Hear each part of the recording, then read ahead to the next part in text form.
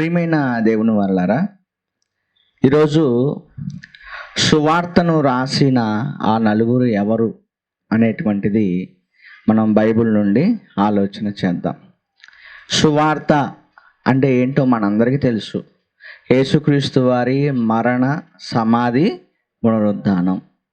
ఇంకా చెప్పాలంటే ఆయన పుట్టుక దగ్గర నుంచి కావచ్చు, ఆయన సువార్త ప్రారంభించిన దగ్గర నుంచి కావచ్చు, మరి దీనిని సువార్తగా మనం చూడగలం. అయితే ఈ సువార్తను క్రొత్త నిబంధనలో నలుగురు రాయటం జరిగింది. అంటే యేసుక్రీస్తు వారి యొక్క చరిత్ర, అసలు ఆయన జీవితంలో ఎలాంటి సంఘటనలు జరిగాయి, ఆయన ఎవరు, ఏంటి, ఇలాంటివన్నీ కూడా, ఆయన జీవితంలో జరిగిన ప్రతి విషయం కూడా కూలంకషంగా ఆయన మరణ, సమాధి, పునరుద్ధానంతో మరి ఒక నలుగురు రాయటం జరిగింది. మిగిలిన అపోస్తుల కార్యాలు అనేది సంఘ చరిత్ర, ఆ తర్వాత పత్రికలు అనేవి సంఘాలు ఎలా ఉండాలి అనే విషయాలు తెలియజేస్తాయి. ఆ తర్వాత ప్రకటన గ్రంథం అనేది ఒక హెచ్చరిక గ్రంథంగా మనకు కనబడుతుంది. అవన్నీ మిగిలిన పుస్తకాలుగా క్రొత్త నిబంధనలో మనకు కనిపిస్తాయి. కానీ యేసుక్రీస్తు వారి గురించి రాసినటువంటిది 4 పుస్తకాలు. అది మత్తయి సువార్త, మార్కు, లూక, యోహాను. మరి మత్తయి, మార్కు, లూక, యోహాను ఈ నలుగురు ఎవరు అసలు వీళ్ళు? ఏమండి, వీళ్ళ గురించినటువంటి విషయాలు అనేది మరి మనం ఆలోచన చేద్దాం. ఎందుకంటే పోయిన వారం మీకు చెప్పినట్లుగా గంగాధర్ శాస్త్రి అనేటువంటి ఆ వ్యక్తి ఏమన్నాడు అని అంటే, క్రీస్తు తర్వాత 200 సంవత్సరాల తర్వాత మరి ఆయన ఐడియాలజీ ప్రకారముగా మరి బైబిల్ వచ్చింది అన్నట్టుగా ఆయన మాట్లాడాడు. కనుక దానికోసం అని కాదు, కానీ అసలు మనకు కూడా తెలియాలి కదా ముందు, అసలు ఈ మత్తయ్య గారు ఎవరు, ఈ మార్కు గారు ఎవరు, లూకా గారు ఎవరు, యోహాను గారు ఎవరు. ఒక ఆయన ఏమో 200 సంవత్సరాల తర్వాత ఎవరో రాశారని ఒక ఆయన అంటాడు. ఇంకొక ఆయన వచ్చి రేపో మాపో మొన్న ఈ మధ్య కాలంలోనే మార్కు అనే రాశాడని ఇంకొక ఆయన అంటాడు. ఇలాగా రకరకాలుగా చెప్పొచ్చు. కనుక అసలు ముందు మనకు కూడా తెలియాలి కదా, ఈ మత్తయ్య గారు ఎవరు, అసలు ఆయన ఎలా రాయగలిగాడు, ఈ మార్కు గారు ఎవరు, ఆయన ఎలా యేసు ప్రభు గురించి రాయగలిగాడు, ఏమండి, లూకా గారు ఎవరు, యోహాను గారు ఎవరు, మరి వీళ్ళు యేసు ప్రభు గురించి ఎలా రాయగలిగారు సువార్తను అనేది మనకు కూడా కొన్ని విషయాలు తెలియాలి. కనుక చాలా జాగ్రత్తగా వీటన్నిటిని మీరు నోట్ చేసుకోండి. ఎవరికైనా చెప్పటానికి అవకాశం ఉంటుంది, మీరు తెలుసుకొని మళ్ళీ ఒకసారి రెఫర్ చేయటానికి, మరి ఇంటి దగ్గర కూర్చొని ఒకసారి మళ్ళీ రెఫర్ చేయడానికి అవకాశం ఉంటుంది. కనుక మరి మీరు అందరూ కూడా చాలా జాగ్రత్తగా ఆలోచించండి. మొదటిగా మరి సువార్తను రాసిన నలుగురిలో మరి మొదటిగా క్రొత్త నిబంధనలో మొదటి పుస్తకంగా మనకు కనబడేది మత్తయి సువార్త. ఏమండి, మత్తయి సువార్త. ఎవరు ఈ మత్తయి? ఏమండి, ఎవరు ఈ మత్తయి అనేటువంటి ఆయన ఎవరు? మరి యేసుక్రీస్తు వారి జననం దగ్గర నుంచి, ఇంకా చెప్పాలంటే ఆయన వంశావళి దగ్గర నుంచి కూడా మరణ, సమాధి, పునరుద్ధానం వరకు కూడా మరి ఎన్నో విషయాలు ఈయన రాశారు. అసలు ఈ మత్తయి అనేటువంటి ఆయన ఎవరు, ఏంటి అనేటువంటి విషయాలు మనం ఆలోచిస్తే, ఈ మత్తయి అనేటువంటి ఆయనకి ఉన్న మరొక పేరే లేవి, ఒక యూదుడు. ఏమండి, ఇతనికి పెట్టబడిన మరొక పేరు ఏం పేరు? లేవి అనేటువంటి పేరు. ఒకసారి మనం బైబిల్ చూడగలిగితే మార్కు సువార్త 2వ అధ్యాయము 14వ వచనాన్ని ఒకసారి మనం చదువుకుందాం. మార్కు సువార్త 2వ అధ్యాయము 14వ వచనం ఒకసారి మనం చూడగలిగితే, ఆయన మార్గమున వెళ్ళుచు, అంటే యేసుక్రీస్తు వారు మార్గమున వెళుతున్నాడు. సుంకపు మెట్టునొద్ద కూర్చున్న అల్ఫయి కుమారుడగు లేవీని చూచి, సుంకపు మెట్టునొద్ద కూర్చున్న సుంకాన్ని, పన్నును వసూలు చేసేటువంటి ఒక వ్యక్తే ఈ లేవి. ఈ లేవికి పెట్టబడిన మరొక పేరే ఏం పేరు? ఏమండి, మత్తయి. లూకాసు వార్త 5వ అధ్యాయము 27వ వచనం కూడా చూద్దాం ఒకసారి. ప్రియమైన దేవుని వలన లూకాసు వార్త 5వ అధ్యాయము 27వ వచనాన్ని కూడా ఒకసారి మనం చూడగలిగితే, అటు పిమ్మట ఆయన బయలుదేరి లేవి అను ఒక సుంకపు మెట్టునొద్ద కూర్చుండియుండుట చూచి నన్ను వెంబడించమని అతనితో చెప్పగా అతడు సమస్తం విడిచిపెట్టి లేచి ఆయనను వెంబడించెను. ఏమండి, ఈ మత్తయికి ఉన్నటువంటి మరొక పేరు ఏంటి అని అంటే లేవి అండి. లేవి అంటారు ఇతన్ని. ఓకేనా? ప్రియమైన దేవుని వాళ్ళరా, అంటే ఈయన మరి కపెర్నహూములో రోమా ప్రభుత్వం కింద పనిచేస్తున్నటువంటి ఒక వ్యక్తి అన్నమాట. ఏమండి, ఈ మత్తయ్య గారు ఎవరు అని అంటే కపెర్నహూములో రోమా గవర్నమెంట్ కింద పన్ను వసూలు చేసేటువంటి ఒక వ్యక్తి. ఈ పన్ను వసూలు చేయటం అనేది మరి యూదులు ఎలా భావిస్తారంటే ఒక తప్పుడు పనిగా భావిస్తారు. అందుకే మీ మీ ప్రభు సుంకరులతోనూ పాపులతోనూ తిరుగుతున్నారు అని అంటారనమాట. అంటే ఈ సుంకాన్ని వసూలు చేయటం అనేది ఒక తప్పుడు పనిగా. ఇప్పుడు ఉదాహరణకి ఎవరైనా వడ్డీ వ్యాపారం చేస్తున్నారు అనుకోండి, ఒక క్రైస్తవుడిగా మనం ఎలా చూస్తాము, వడ్డీ వ్యాపారం చేయకూడదు కదా అన్నట్టుగా చూస్తాం. ఎలాగైతే చూస్తామో ఒక వడ్డీ వ్యాపారం చేసే అతన్ని, అలాగా ఆ రోజు యూదులైన వాళ్ళు ఈ సుంకమును వసూలు చేసేవారిని ఒక తప్పుడు పనిగాను ఒక పాపపు పనిగాను భావించేవాళ్ళు. అందుకని ఈ సుంకరులు అనే వాళ్ళను వేరు చేసి చూసేవాళ్ళు. ఆ సుంకపు మెట్టునొద్ద సుంకాన్ని వసూలు చేసేటువంటి ఒక వ్యక్తే ఈ మత్తయి. ఈ మత్తయికి ఉన్న మరొక పేరే ఏం పేరు? లేవి. గుర్తుపెట్టుకోండి. ప్రియమైన దేవుని వాళ్ళరా, ఇతన్ని యేసుక్రీస్తు వారు పిలుస్తారు. మత్తయి సువార్త 9వ అధ్యాయము మనం చూడగలిగితే, మత్తయి సువార్త 9వ అధ్యాయము 9 నుంచి 13 వచనాలు ఒకసారి మనం చదువుకుందాం. అందరూ బైబిల్ తీయాలి, ఓపెన్ చేయాలి. నేను చెప్పేది చక్కగా అలాగ ఉందో లేదో మీరు చెక్ చేసుకోగలగాలి, ఆలోచన చేయగలగాలి. మత్తయి సువార్త 9వ అధ్యాయము 9వ వచనం. యేసు అక్కడి నుంచి వెళ్ళుచు సుంకపు మెట్టునొద్ద కూర్చుండి ఉన్న మత్తయి అను ఒక మనిషిని చూచి, ఇందాక మార్కులోను లోకాలోను ఇదే కదా మనం చదువుకున్నాం. ఇదే సందర్భాన్ని అక్కడేమో లేవి అని రాయించాడు, ఇక్కడికి వచ్చేసరికి ఏమని రాయించాడు? మత్తయి అని రాయించాడు. అర్థమైందా? ఈ మత్తయికి ఉన్న మరొక పేరు లేవి. ఇతను సుంకపు పన్ను వసూలు చేసేటువంటి వ్యక్తి. ఓకే, మత్తయి అను ఒక మనుషుని చూచి నన్ను వెంబడించమని అతనితో చెప్పగా అతడు లేచి ఆయనను వెంబడించెను.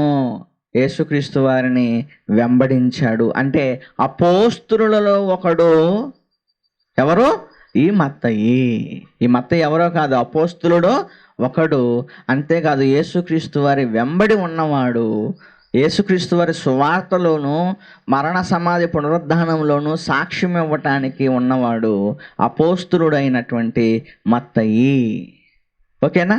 కనుక ప్రియమైన దేవుని వల్లరా, ఎందుకంటే ఈ ఈ సువార్తను రాసిన వాళ్ళు డిఫరెంట్ టైప్స్ అన్నమాట.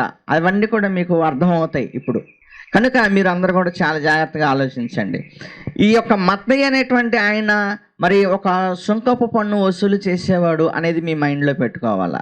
ఓకే, యూదుడే కానీ పన్ను వసూలు చేసేవాడు. అది యూదులకు ఇష్టమైన కార్యము కాదు. ఓకే, అలాంటి ఒక వ్యక్తి ఈ సువార్తను రాయటం జరిగింది. అంతేకాదు, ఆయన అపోస్తలుడు. ఆయన ఎవరు? అపోస్తలుడు అనేటువంటి విషయాన్ని మనం గమనించాలి. ఏమంటే తర్వాత అపోస్తలుల కార్యాల్లో చివరిగా ఈయన గురించి ఇక్కడే మాత్రమే రాయబడి ఉంటుంది. ఇంకా తర్వాత ఆయన గురించిన ప్రస్తావన ఉండదు. అపోస్తలుల కార్యాలు 1వ అధ్యాయము 13వ వచనం చూద్దాం. అపోస్తలుల కార్యములు 1వ అధ్యాయము 13వ వచనం. వారు పట్టణంలో ప్రవేశించి తాము బస చేయుచుండిన మేడగదిలోనికి ఎక్కిపోయి వారెవరనగా పేతురు, యోహాను, యాకోబు, ఆంద్రేయ, ఫిలిప్పు, తోమా, బర్తలోమయి, మత్తయి. అర్థమైందా? ఇంకా చివరిగా ఇతని గురించినటువంటి ప్రస్తావన ఇక్కడే కనబడుతుంది. ఆ తర్వాత ఇంకా అపోస్తలుల కార్యాలు కానీ ఇంకా పత్రికల్లో కానీ ఎక్కడ కూడా ఇతని గురించినటువంటి ప్రస్తావన అనేది ఉండదు. ఈ విషయాన్ని గమనించాలి. ఇకపోతే ప్రియమైన దేవుని వల్లరా, ఈ సువార్తను రాసింది యేసుక్రీస్తు వారితో తిరిగిన వాడే. ఇది మీరు గమనించాలి. ఈ మత్తయి సువార్తను రాసిన ఆయన ఎవరు? యేసు ప్రభుతో పాటు ఉన్నవాడు, అపోస్తలుడు, ఆయన సమకాలికుడు, ఆయన మాటలు విన్నవాడు, ఆయన మరణ సమాధి పునరుద్ధానాన్ని చూసినవాడు, ఆయనతో పాటు ఉన్నవాడు. ఒక మాటలు చెప్పాలంటే ఆయనతో పాటు తిరిగినవాడు.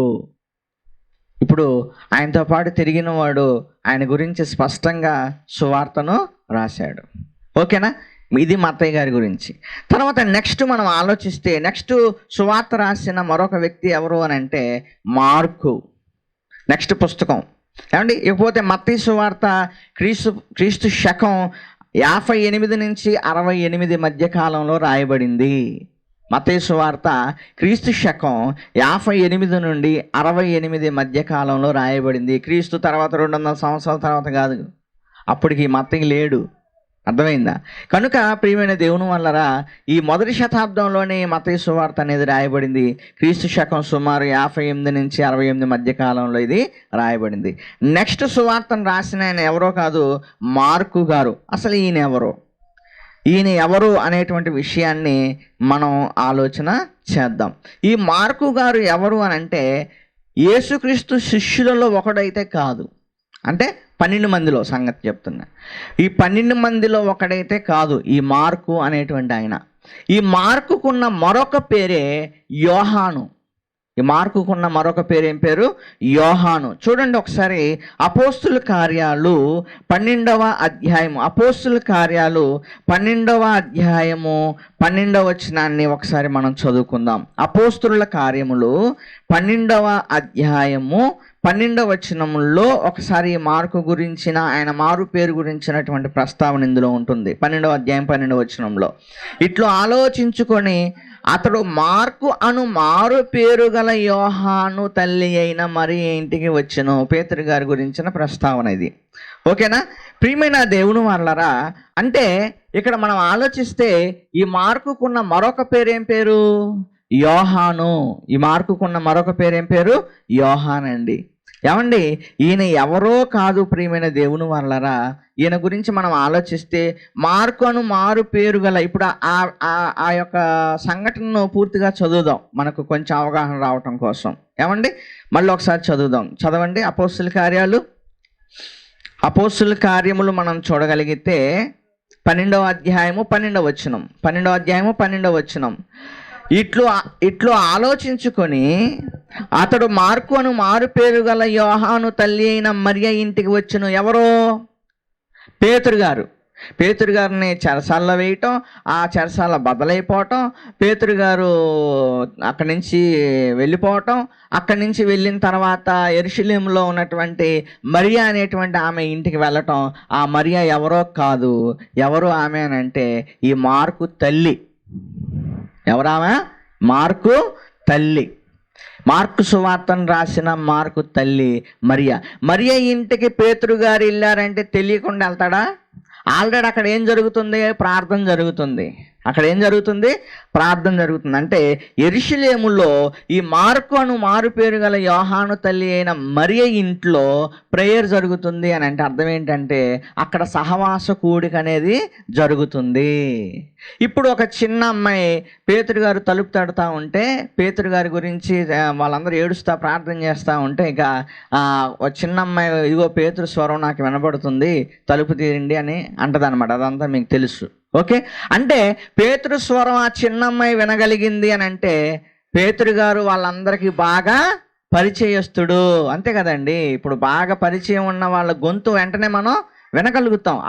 ఇది ఎవరు? ఫోన్లో కూడా ఎవరైనా జీవన్ అంకుల్ వాయిస్ చూడండి, వెంటనే మనం గుర్తుపట్టేస్తాం, ఇది జీవన్ గారండి అంటాం.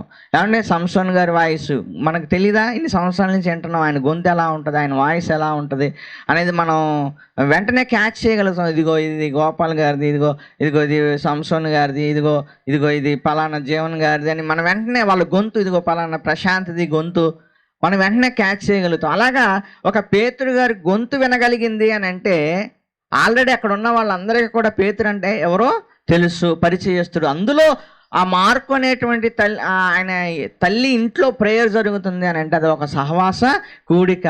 అంటే పేతురు గారు బాగా పరిచయస్తుడు ఎవరికి? ఈ మార్కుకి. అంతేకాదు పేతురు గారు రక్షించినటువంటి ఒక వ్యక్తే ఈ మార్కు. ఎలా చెప్పగలం అని మనం ఆలోచిస్తే పేతురు గారు రాసిన మొదటి పత్రిక చూడండి ఒకసారి. పేతురు గారు రాసినటువంటి మొదటి పత్రిక మనం చూడగలిగితే ప్రియమైన దేవుని వల్లరా 5వ అధ్యాయము 13వ వచనం. పేతురు గారు రాసిన మొదటి పత్రిక 5వ అధ్యాయము 13వ వచనం చూడండి ఒకసారి. 5వ అధ్యాయము 13వ వచనం. ఏమండి? 5వ అధ్యాయం 13వ వచనం. బబులోనులో మీ వలె నేర్పరచబడిన ఆమెయు నా కుమారుడైన మార్కును అంటున్నాడు పేతురు గారు మార్కుని ఏమంటున్నాడు? నా కుమారుడు అంటున్నాడు. నా కుమారుడు అనే హక్కు ఎవరికి ఉంటుంది? ఆత్మీకంగా కన్నవారికే ఉంటుంది. అర్థమైందా? అంటే ఎవరైతే ఆత్మీకంగా వాక్యము చేత ఎవరైతే కంటారో వాళ్ళని నా కుమారుడు అని అనొచ్చు. అర్థమైందండి? అలాగే ఇక్కడ పేతురు గారు మార్కును నా కుమారుడు అని అంటున్నాడు. అంటే అర్థం ఏంటి? ఇతనికి వాక్యం ఎవరు చెప్పు ఉండాలి? పేతురు గారే. అంతేకాదు, ఆయన తల్లి ఇంటికి పేతురు గారు శ్రమల్లో ఉన్నప్పుడు మీరు కూడా ఆలోచించండి. పోలీసులు మిమ్మల్ని ఎత్తుకుతున్నారనుకో, ఎవరో తెలియనోడి దగ్గరికి వెళ్తారా మీరు? బాగా తెలిసి మిమ్మల్ని కాపాడగలిగే వాడి దగ్గరికే మీరు వెళ్తారు. అలాగే కష్టకాలంలో మరి ఎవరింటికి వెళ్ళాలని వచ్చేసింది, ఆయనకి తలంపు వచ్చేసింది, ఇదిగో మరి పలానా మార్కు తల్లి అయినా మరి ఇంటికి వెళ్ళిపోవాలి అంటే బాగా సుపరిచితుడు. ఏమండి? ఇంకా చెప్పాలంటే సంఘం నడపబడుతున్నటువంటి ఒక ఇల్లు, ఇంకా చెప్పాలంటే మార్కుకు వాక్యం చెప్పిన వాడు ఎవరు అని అంటే పేతురు గారు. బాగా ఆలోచించండి. పేతురు గారు అంటే ఇప్పుడు పేతురు గారి దగ్గర యేసుక్రీస్తు వారి గురించిన అన్ని సంగతులు ఈయనేం చేసి ఉండాలి? అర్థమైందా మీకు? అంటే పేతురు గారి దగ్గర ట్రైనింగ్ అయిపోయాడు. నా యేసు ప్రభు ఎవరు, ఆయన జననం ఏంటి, లేకపోతే ఆయన యొక్క సువార్త పరిచర్య ఏంటి, ఇవన్నీ కూడా పేతురు గారి దగ్గర ఆయన విని ఉండాలి. అంతేకాదు, మార్కుకున్న మరొక క్వాలిఫికేషన్ ఏంటి అని అంటే, ప్రియమైన దేవుని వాళ్ళరా, ఈయన మరి బర్నబా బంధువు. ఈయనెవరు? బర్నబా బంధువు అన్నమాట. కొలస్సీ పత్రిక మనం చూడగలిగితే ప్రియమైన దేవుని వాళ్ళరా, కొలస్సీ పత్రిక చూద్దాం ఒకసారి. కొలస్సీలకు రాసినటువంటి పత్రిక 4వ అధ్యాయము 10వ వచనం చూడండి. అపోస్తలుడైన పౌలు గారు కొలస్సీలకు రాసిన పత్రిక 4వ అధ్యాయము 10వ వచనం చూద్దాం. 10వ వచనం, నాతో కూడా చెరలో ఉన్న అరిస్తార్కును బర్నబాకు సమీప జ్ఞాతి అయిన మార్కును అన్నాడు. సమీప జ్ఞాతి, సమీప బంధువు. అర్థమైందా? సమీపంగా ఉన్నటువంటి వ్యక్తి అయినటువంటి ఈ యొక్క మార్కు అని అంటున్నాడు. ఎవరికి చుట్టం ఇతను? ఎవరికి చుట్టం? బర్నబాకు చుట్టం.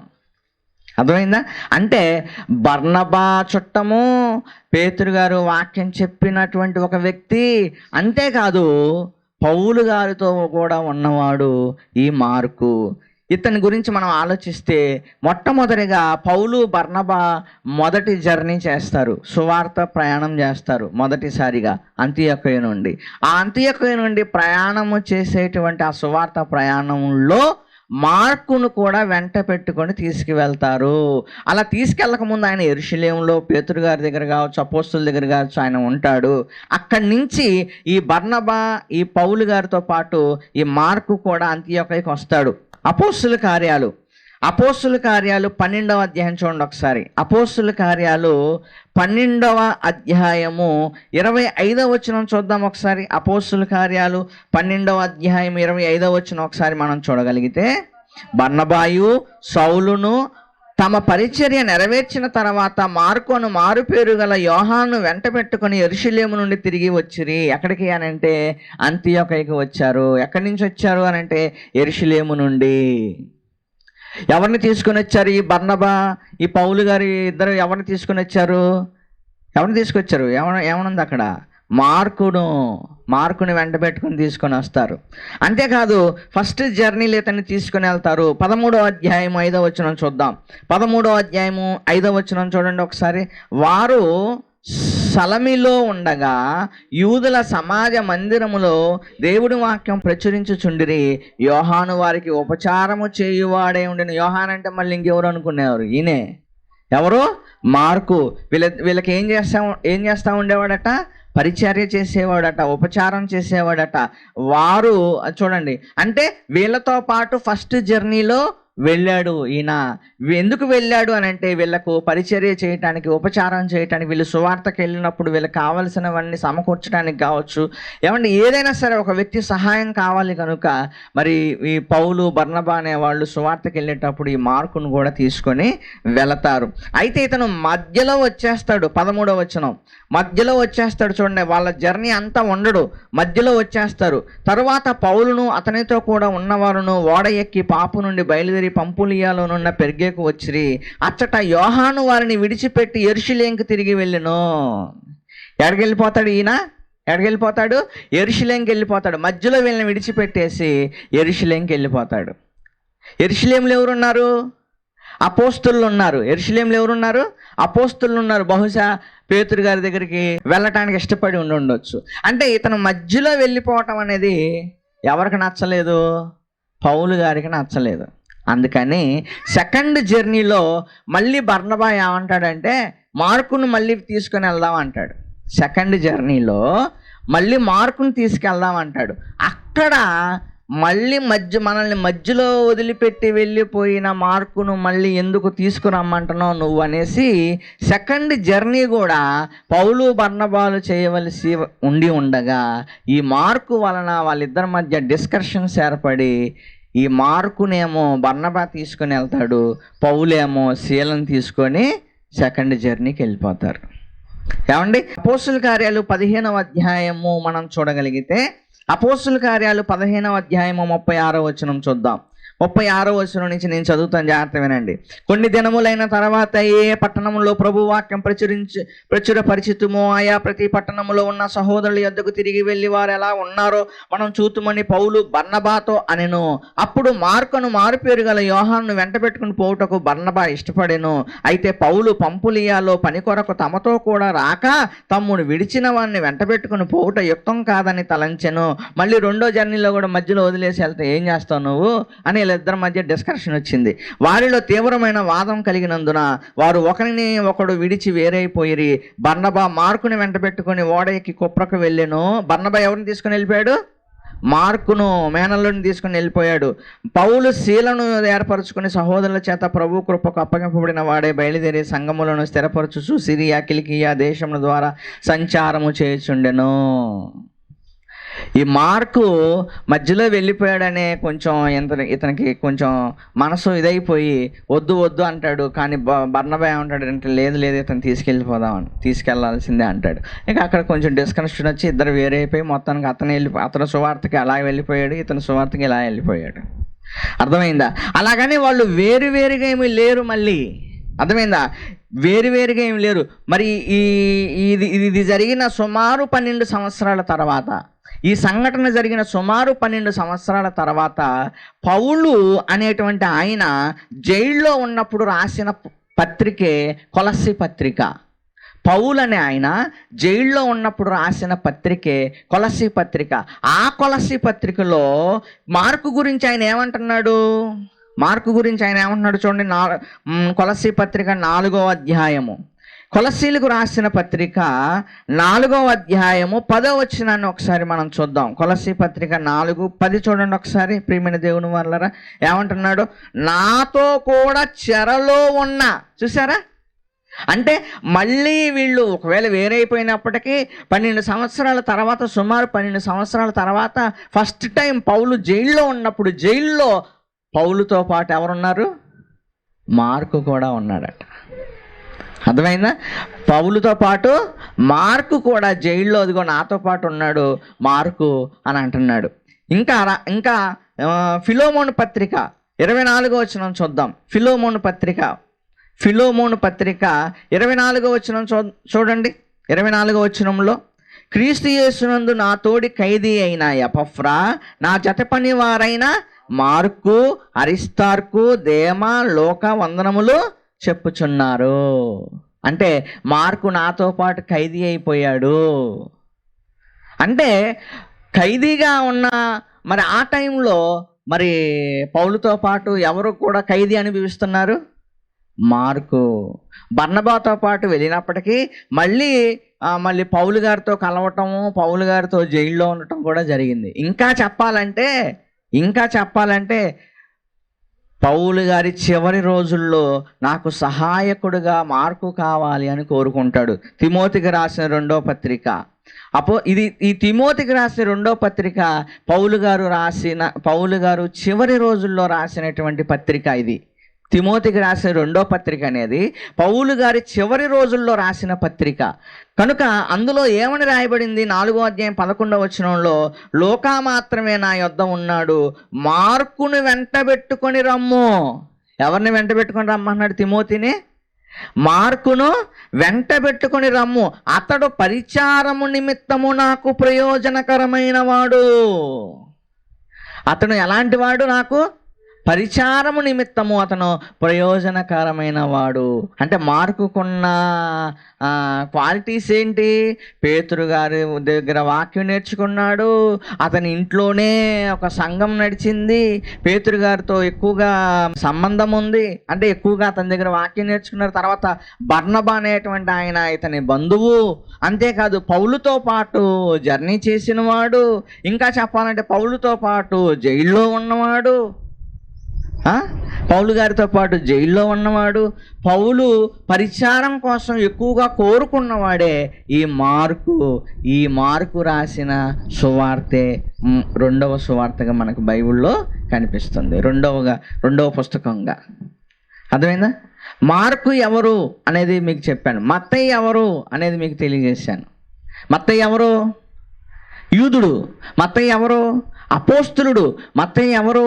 ఒక సుంకపు పన్ను వసూలు చేసేవాడు. మార్క్ ఎవరు? 12 మందిలో ఒకడేమి కాదు, కానీ ఎవరితో ఇతనికి సంబంధాలు ఉన్నాయి?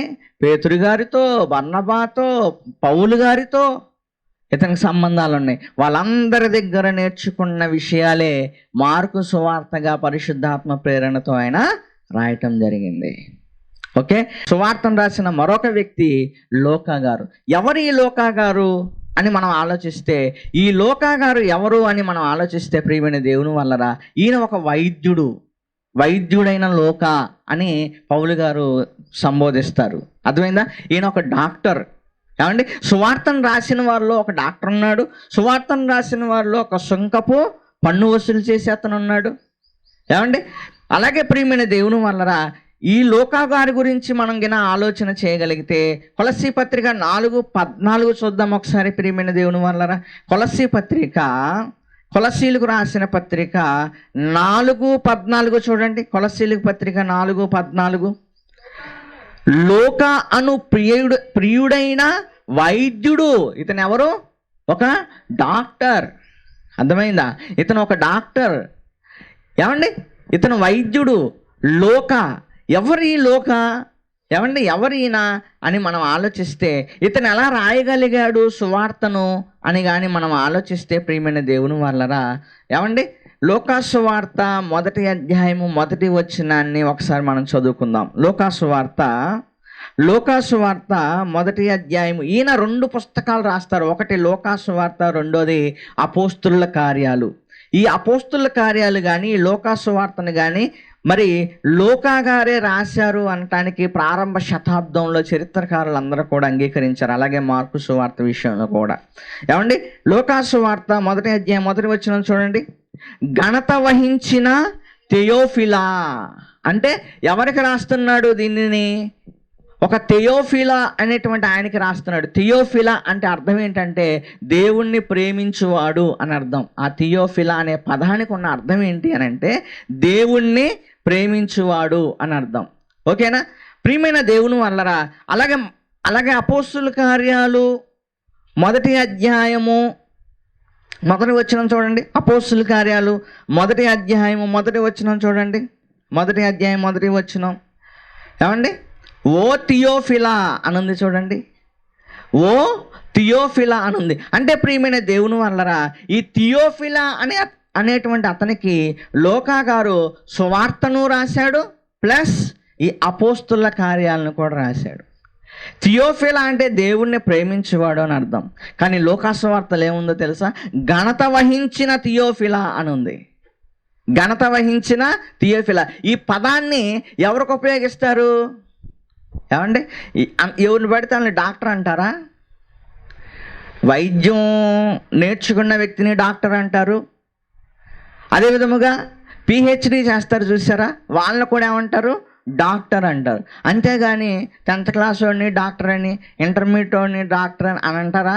అనరు. ఎవరిని పడితే వాళ్ళని డాక్టర్ అనే పదాన్ని ఉపయోగించరు. కొన్ని పదాలు ఉంటాయి, అవి ఎవరికి పడితే వాళ్ళకి ఉపయోగించేవి కాదు. అవి ఒక స్పెషల్ వ్యక్తికి మాత్రమే అది కోర్సు కావచ్చు, అది ఉన్నతమైన పదవి కావచ్చు, ఏదైనా కావచ్చు, అది పొందుకున్న వాళ్ళకి మాత్రం ఉపయోగించే పదాలు ఉంటాయి. అదే విధముగా ఘనత వహించిన అనే ఈ పదం ఉంది చూసారా, ఇది ఎవరికి పడితే వాళ్ళకి ఉపయోగించే పదం కాదు. ఇది ఒకసారి అపోస్తలుల కార్యాలు మనం చూడగలిగితే 23వ అధ్యాయము 26వ వచనం చూడండి.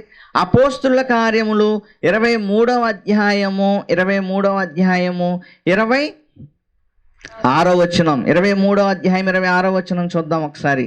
ఏమండి, మహాగణత వహించిన అధిపతి అయిన ఫెలిక్స్, వీళ్ళంతా అధికారులు, వీళ్ళంతా రాజులు. వీళ్ళ గురించి ఏం మాట్లాడుతున్నాడు పౌలు గారు? మహాగణత వహించిన ఏమండి అధిపతి అయిన ఫెలిక్స్కు. ఏమండి, ఆ తర్వాత చూడండి 24:3 చూడండి, 24:3 మహాగణత వహించిన ఫెలిక్సా. ఏమండి 26:25 చూడండి, 26:25 ఏమండి, అందుకు పౌలు ఇట్లనను మహాగణత వహించిన ఫేస్తు. వీళ్ళంతా అధికారులు, వీళ్ళంతా పరిపాలకులు. అంటే ఎవరికి ఉపయోగిస్తారు ఈ పదాన్ని?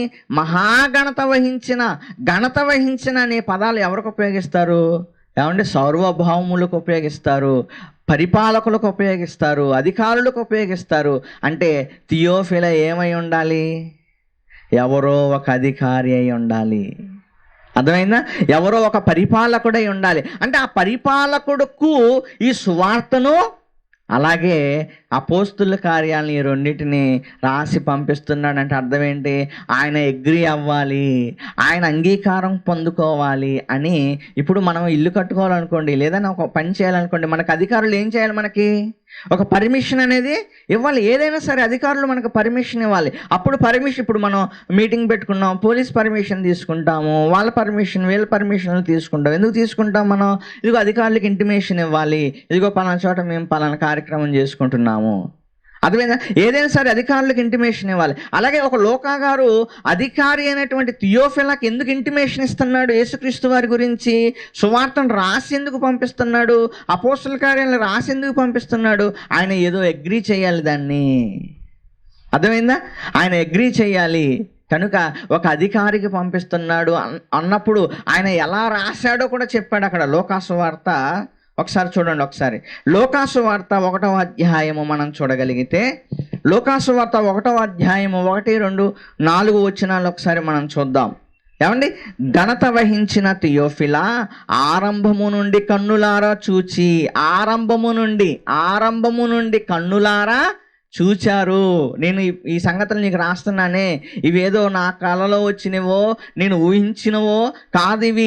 ఇవి ఆరంభము నుండి కన్నులారా చూచి వాక్య సేవకులైన వారు, అంటే అపోస్తలులు మనకు అప్పగించిన ప్రకారము మన మధ్యను నెరవేరిన కార్యములను గూర్చి వివరముగా రాయుటకు అనేకులు పూనుకున్నారు గనుక నీకు ఉపదేశింపబడిన ఇప్పుడు నేను చెప్తున్నటువంటి సంగతులు నిశ్చయముగా జరిగినవని నీవు తెలుసుకొనుటకు వాటన్నిటిని మొదట నుండి తరచి పరిష్కారముగా తెలుసుకొని ఉన్న నేనును నీ పేరిట వాటిని గూర్చి వరుసగా రచించుట యుక్తమని ఎంచితిని.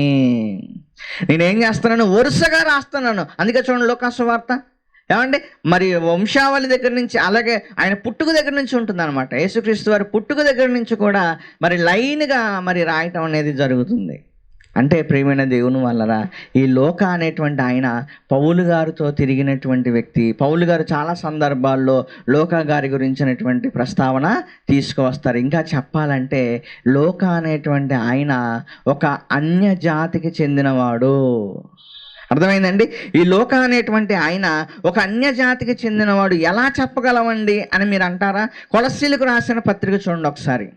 అపోస్తలుడైన పౌలు గారు కొలస్సీలకు రాసినటువంటి పత్రికల్లో లోకా గారి గురించినటువంటి ప్రస్తావన తీసుకొస్తూ 4వ అధ్యాయం చూడండి ఒకసారి. 4వ అధ్యాయము మనం చూడగలిగితే అపోస్తలుడైన పౌలు గారు కొలస్సీలకు రాసిన పత్రిక 4వ అధ్యాయము 10 నుంచి 14 వచనాలు నేను చదువుతాను, జాగ్రత్తగా ఆలోచించండి. 10 నుంచి 14 వచనాలు. నాతో కూడా చెరలో ఉన్న అరిస్తార్కును బర్నబాకును సమీప జ్ఞాతి అయిన మార్కును మీకు వందనములు చెప్పుచున్నారు. ఈ మార్కును గూర్చి మీరు ఆజ్ఞలు పొందితేరి ఇతడు మీ యొద్దకు వచ్చిన అతన్ని చేర్చుకుని, మరియు యూస్తు అను యేసు కూడా మీకు వందనములు చెప్పుచున్నాడు. వీరు సున్నతి పొందిన వారిలో చేరిన వారు అన్నాడు. వీరెవరో పైన నేను ఎవరి గురించి అయితే చెప్పానో వాళ్ళు సున్నతి పొందిన వారిలో చేరిన వారు అని అన్నారంటే మిగిలిన వారు సున్నతి పొందని వారు. అర్థమవుతుందా మీకు? బైబిల్ చాలా కష్టం ఏమండి, తెలుసుకోవాలి, ఆలోచించాలి, కష్టపడాలి. చూడండి, అంటే సున్నతి పొందిన వారిలో ఉన్నవారు పైన చెప్పబడిన వారు, మరి సున్నతి పొందని వారిలో ఉన్నవారు కింద చెప్పబడిన వారు. వాళ్ళు ఎవరో చెప్తున్నాడు చూడండి. వీరు తర్వాత ఏమన్నాడు? వీరు మాత్రమే దేవుని రాజ్యం నిమిత్తము నా జత పని వారై ఉన్నారు, వీరి వల్ల నాకు ఆదరణ కలిగెను. 12వ వచనం. మీలో ఒకడును క్రీస్తు యేసు దాసుడునైన ఎపఫ్రా మీకు వందనములు చెప్పుచున్నాడు. మీరు సంపూర్ణులను, ప్రతి విషయంలో దేవుని చిత్తమును గురించి సంపూర్ణాత్మ నిశ్చయత గలవారునై నిలకడగా ఉండవలని ఇతడు ఎల్లప్పుడూ మీ కొరకు తన ప్రార్థనలో పోరాడుచున్నాడు. ఎవరు? ఎపఫ్రా. తర్వాత ఇతడు మీ కొరకు లవోదికే వారి కొరకును హియోరా పొలి వారి కొరకును బహు ప్రయాసపడుచున్నాడని ఇతని గురించి సాక్ష్యం ఇచ్చుచున్నాను. లోకాను ప్రియుడైన వైద్యుడును దేమాయు మీకు వందనములు చెప్పుచున్నారు. వీళ్ళ గురించి మళ్ళీ ప్రత్యేకంగా ఎందుకు రాశాడు అంటే, పైన చెప్పబడిన వాళ్ళు సున్నతి పొందిన వాళ్ళు, కింద చెప్పబడిన వారు సున్నతి పొందని వారు. అంటే సున్నతి పొందని వారిలో ఎవరున్నారు? లోక. అంటే లోక ఎవరై ఉండాలి? సున్నతి పొందలేదంటే ఎవరై ఉండాలి? ఇతను ఒక అన్యజాతి వాడై ఉండాలి. అర్థమైందా? తర్వాత అపోస్తుల కార్యాలు చూడండి ఒకసారి. 1వ అధ్యాయము 19వ వచనం. అపోస్తుల కార్యాలు 1వ అధ్యాయము 19వ వచనం చూడండి. ప్రియమైన దేవుని వరలరా, 19వ వచనంలో ఏమని రాయబడిందో ఏమండి? ఈ సంగతి యెరూషలేములో కాపురమున్న వారందరికీ తెలియవచ్చును కనుక వారి భాషలో అంటున్నాడు. వారి భాషలో అంటే యెరూషలేములో వాళ్ళు మాట్లాడుతున్న వాళ్ళ భాష వేరు, నా భాష వేరనేగా అక్కడ అర్థం. ఏమండి, అంతేనా? నా భాష వేరు, వారి భాషలో ఆ పొలానికి ఉన్న పేరేంటి? అకెల్దమా అనేటువంటి పేరు. అంటే వాళ్ళ భాష అంటున్నాడు ఏంటి అంటే, ఇతను యూదుడు కాదు. అర్థమైందా? ఇతను యూదుడు కాదు, అది వాళ్ళ భాష అంటున్నాడు. కనుక ఒక అన్యజాతి వాడై ఉండాలి. ఎవరు అని అంటే లోక. ఇతను వైద్యుడు, ఇతను పౌలు గారితో పాటు సువార్తలో ఉన్నవాడు, ప్రయాణాల్లో ఉన్నవాడు, జైల్లో ఉన్నవాడు ఇతను. కనుక ఇదిగో మరి పౌలు గారి దగ్గర కావచ్చు, అపోస్తుల దగ్గర కావచ్చు, ఇందాక మనం చదువుకున్నాం కదా 2, 3, 4 వచనాల్లో, నేను బాగా మరి తరచి వీటన్నిటిని పరీక్షించి పరిశోధించి రూఢి అని ఖచ్చితంగా తెలుసుకున్నవే నీకు నేను ఇవన్నీ రాస్తున్నాను అంటున్నాడు. చూడండి, అది లోకా గారు ఎవరు అనేది విషయం. తర్వాత ఇక యోహాను గారి గురించి చెప్పనవసరం లేదు, ఎందుకంటే యోహాను గారు యేసు ప్రేమించిన శిష్యుడు. మనందరికీ తెలిసి ఇక యోహాను గారి గురించి. ఏమండి, యోహాను గారు యేసుక్రీస్తు వారి యొక్క శిష్యుడు, అంతేకాదు అపోస్తలుడు, అంతేకాదు ఆయన ప్రేమించిన శిష్యుడు. యోహాను సువార్త 13వ అధ్యాయము 23వ వచనం చూడండి ఒకసారి. యోహాను సువార్త 13వ అధ్యాయము 23వ వచనం ఒకసారి మనం చూడగలిగితే ప్రియమైన దేవుని వాళ్ళరా, 13వ అధ్యాయం 23వ వచనం. ఆయన శిష్యులలో యేసు ప్రేమించిన ఒకడు యేసు రొమ్మున ఆనుకొని ఉండెను, ఆయనే యోహాను. అర్థమైందండి? ఆయన ఎవరు? యోహాను. ఇది యోహాను గారే రాశారంటానికి చూడండి ఒకసారి. యోహాను సువార్త 21, యోహాను సువార్త 21, 24 ఈ సంగతులను గూర్చి సాక్ష్యం ఇచ్చుచు ఇవి రాసిన శిష్యుడు ఇతడే. ఎవరు? ఇతడే అంటే పైన యోహాను గారి గురించే ఉంటుంది, పైన యోహాను గారి గురించి ఉంటుంది. ఈ పేతురు గారు యేసు ప్రభు యోహాను గురించి మాట్లాడుకుంటున్నారు. ఏమండి, యోహాను గారి గురించి మాట్లాడుకుంటున్నాడు పైన వచనాల్లో. అలా మాట్లాడితే కిందకు వచ్చేసరికి ఏమంటున్నాడు? ఈ సంగతులను గురించి సాక్ష్యం ఇచ్చుచు ఇవి రాసిన శిష్యుడు ఇతడే, ఇతని సాక్ష్యము సత్యమని ఎరుగుదుము. ఎందుకంటే యోహాను గారు యేసు ప్రభు ప్రేమించిన శిష్యుడు, అంతేకాదు అపోస్తలుడు, యేసు ప్రభుతో పాటు ఉన్నవాడు. కనుక ఈయన ఈ సువార్తను రాయటం అనేది జరిగింది. ఎవరు ఈ నలుగురు అని అంటే, మత్తయ్య గారేమో ఆయన అపోస్తలుడే, ఆయన యూదుడే, కాకపోతే సుంకపు పన్ను మరి వసూలు చేసేవాడు. ఆ తర్వాత మార్కు గారు, ఈయన ఎవరు అని అంటే, ఇదిగో ఈయన కూడా మరి పేతురు గారితోనూ, బర్నబా గారితోనూ, తర్వాత పౌలు గారితోనూ మరి సేవ చేసినవాడు. లూకా గారు పౌలు గారితో సేవ చేసినవాడు. అపోస్తుల దగ్గర మరి చాలా విషయాలు ఆయన తెలుసుకున్నవాడుగా, రూఢి అని అందుకే అన్నాడు, కన్నులారా చూచి. ఎవరైతే ఆయన కన్నులారా చూచారో, యేసుప్రభుని ఎవరైతే కన్నులారా చూచారో ఆ వాక్య సేవకులైన వారి దగ్గర రూఢి అని మరి తెలుసుకున్నవి మాత్రమే నేను ఇదిగో మీకు రాస్తున్నాను అని థియోఫిలాకి రాస్తున్నానని చెప్తున్నాడు. అంటే అపోస్తుల దగ్గర కావచ్చు, పౌలు గారి దగ్గర కావచ్చు, ఈ లోక అనేటువంటి ఆయన యేసు ప్రభు గురించినటువంటి అనేక విషయాలు వాళ్ళు తెలుసుకున్నారు. ఇకపోతే యోహాను గారు, ఈయన ఇంకా ప్రత్యేకంగా చెప్పనవసరం లేదు. ఈయన కూడా అపోస్తులుడు, చెప్పాలంటే యేసు ప్రభు ప్రేమించిన శిష్యుడు. ఎక్కడికైనా పర్సనల్గా తీసుకెళ్ళాలంటే ముగ్గురు ఉంటారు. మీరు బైబిల్ గమనించి ఇంతకుముందు కూడా నేను ఒకసారి చెప్పినా మీకు, ఏమండి ఏదన్నా పర్సనల్గా ఇక 12 మందిలో మళ్ళీ ముగ్గురిని సపరేట్ చేస్తాడు యేసుక్రీస్తు వారు. ఆ ముగ్గురులో ఒకడు యోహాను. అర్థమైందండి? ఎవరు ఆ ముగ్గురు? పేతురు, యోహాను, యాకోబు. వీళ్ళ ముగ్గురిని కొన్ని ప్లేసులకి ప్రత్యేకంగా తీసుకెళ్తాడు యేసుక్రీస్తు వారు. అర్థమైందండి? అలా తీసుకెళ్ళిన వాళ్ళలో కూడా ఒకడు ఈయన యోహాను గారు. అర్థమైందా? కనుక ఇతను మరి ఇక చాలా అన్ని విషయాలు కూడా ప్రారంభం నుండి కూడా ఉన్నవాడు. కనుక ఆయన సాక్ష్యము, సత్యము అని ఇందాక మనం చదువుకున్నాం. ఇతనే ఈ సువార్తను, ఈ సంగతులన్నీ కూడా రాశాడు అనేది కూడా మనం చదువుకున్నాం. అంటే ఎవరు ఈ సువార్తను రాసిన నలుగురు ఎవరు, వాళ్ళ చరిత్రలు ఏంటి అని అంటే ఇదండి వాళ్ళ చరిత్ర, వాళ్ళ బ్యాక్గ్రౌండ్, వాళ్ళ గురించినటువంటి సంగతులు. ఏమండి చక్కగా తెలుసుకోండి, అనేకులకు చెప్పండి.